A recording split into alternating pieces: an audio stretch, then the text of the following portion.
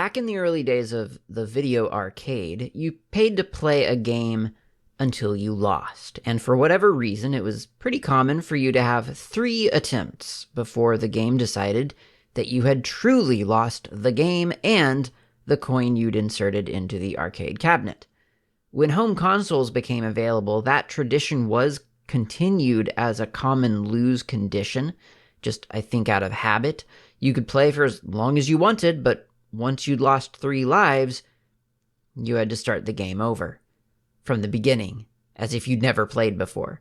Modern gaming, aside from those that implement it as a gimmick, has fortunately abandoned that tradition, recognizing it as a financially driven timing function that's just no longer necessary or useful. Some tabletop games, oddly, forget that a gamer doesn't have to lose the game to feel challenged. Sometimes that's true, but in many cases, all a lose condition does is encourage a player to stop playing the game, maybe due to lack of meaningful progress or just not being able to win. I think it's often more fun for the player and healthier for the game to design around lose conditions and instead allow players to fail forward. Here are 5 ways tabletop games can help players keep playing by eliminating failure. Of course, a lose condition in many situations is important.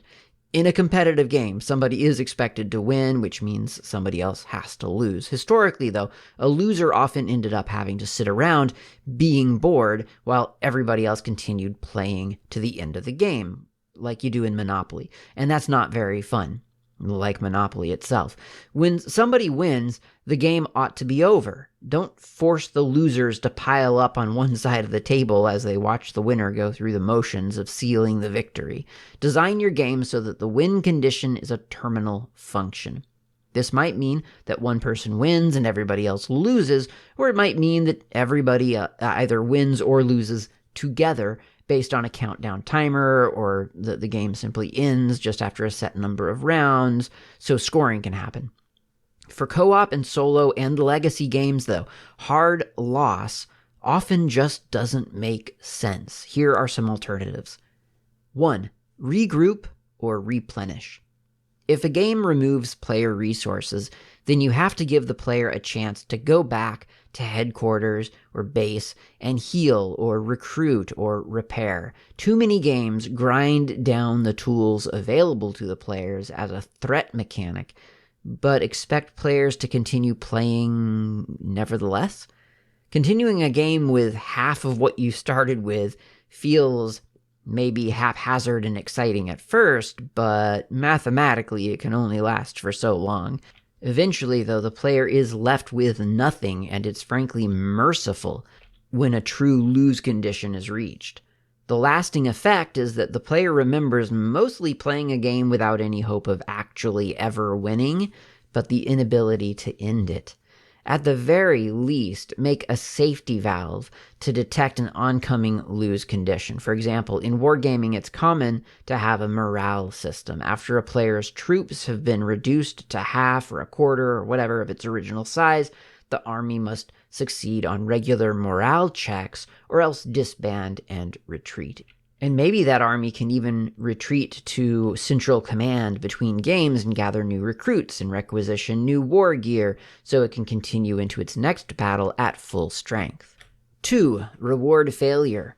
Sometimes a lose condition is necessary, but you can sometimes disguise it by rewarding it.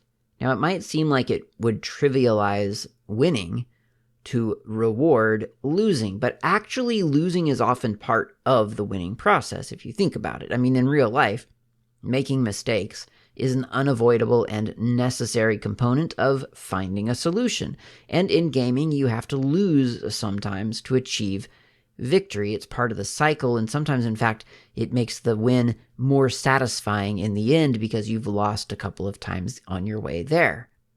When a player loses, it's not the time to punish the player, but to provide assistance. Encountering a lose condition isn't a sign that the player just needs to try harder. It's a sign that the player is presumably trying but failing. You can help the player get further in the game by granting a bonus after a lose condition is met. The bonus you hand out doesn't have to be labeled as a reward for losing. You can disguise it or theme it according to the game. Did the player just get torn apart by several zombies? Well, guess what? New military technology has been discovered that resurrects a fallen survivor with a helpful mutation. Was the player unable to defeat the demonic minion? Well, good news. The gods have taken notice of your efforts, and they've sent a helpful familiar along to absorb some of the damage during the fight. A failure can result in an unexpected and unlikely advantage to help the player get to the next stage of the game. 3. Losing is hardcore. Losing is sometimes its own reward. For some gamers, the dishonor of having to accept assistance is the real lose condition, and you can weaponize that for good. By telling players that losing is reserved for just the hardcore players, you allow players to continue through what would otherwise be a loss, unless the player wants to play on hard mode. So if you're a player who won't accept an easy mode due to pride or because you're pushing yourself or you're challenging yourself, you might be able to accept the lose condition and just start over. But a player who just wants to complete the game can happily accept the step down to easy mode and then still continue the game. A good example of this trick is Forbidden Island or Pandemic Reign of Cthulhu. Both have you start at levels keyed to either your desired difficulty or the number of players. If you play through a game and realize it's just too hard to be fun, you can just dial that setting down. If you play and realize it's too hard but you actually enjoyed the challenge, then you can just keep playing at that difficulty level. Part of the trick is to elevate hardcore mode while not diminishing easy mode. And first of all, I wouldn't actually call it easy mode. I would call it standard mode. This is the default setting of the game.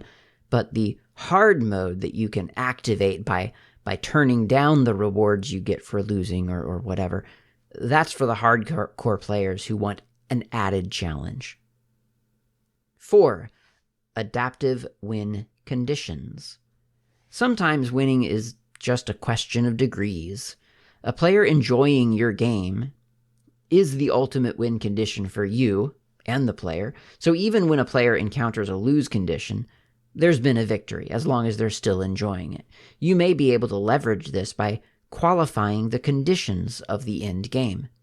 Maybe the player lost the outpost, but managed to kill 8 zombies. That's admittedly a loss for the survivors, but 8 destroyed zombies is a major win in the battle against the Horde. Maybe the player lost the duel. Good thing the duel was just a delay tactic anyway, and has resulted in a major victory for the rebellion. When a player loses, you can soften the blow by changing what the win condition actually accomplished. 5. To do better is to win better. It's not whether you win or lose, it's how much you lose that matters. You can make winning inevitable after a series of small losses and setbacks based on a scorecard of degrees of success. A player may have played to the end, but having only obtained 50% of the objectives, there's a lot of room for improvement. Why not play again, only better? Completing the game is winning the game. If you want to win more, then play the game again, but lose less. In modern gaming, the real victory is taking the time to relax and play a game. That, more than anything, is a win for the player and for the game developer. Someone's playing your game. And you know what? It doesn't cost anything to grant imaginary rewards to a player for trying, or to grant an even bigger imaginary reward to a player for trying harder than before, or whatever. The real losers are the people who don't play, and there's no point in designing a game around them. Reward the player for being a player. Thanks for watching.